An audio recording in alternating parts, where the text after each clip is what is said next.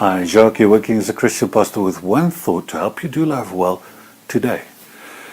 It is something that we often see little children are masters at: persistence. I was walking in a shop the other day and I saw a young boy getting his way by just not giving up. He wanted a toy and his mum initially said no. But he just kept on asking until his mother, out of pure frustration, finally just gave in and said, "Okay, I'll buy it. Just shut up." So she took the toy and shoved it into his hands, just visibly angry, but he sat there in the trolley with a victorious grin and admiring his new toy.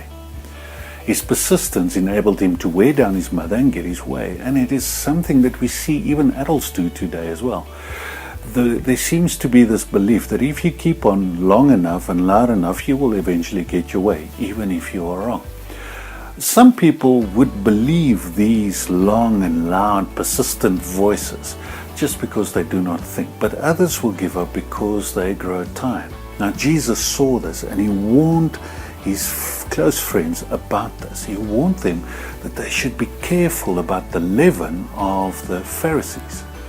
Jesus knew that the Pharisees would be persistent enough and loud enough, long enough in their teaching and their doctrine that unless his close friends were diligent, they could easily get caught up in the trap of the doctrines, the teachings of the Pharisees, so that missed the very heart of God, but had a real danger of influencing the way that his friends thought and even believed. Loud and long seems to influence anyone who is not intentional. Intentionality seems to be the secret sauce to withstand the long and loud voices. So that brings me to a bold question to you today. How intentional are you in terms of what you believe?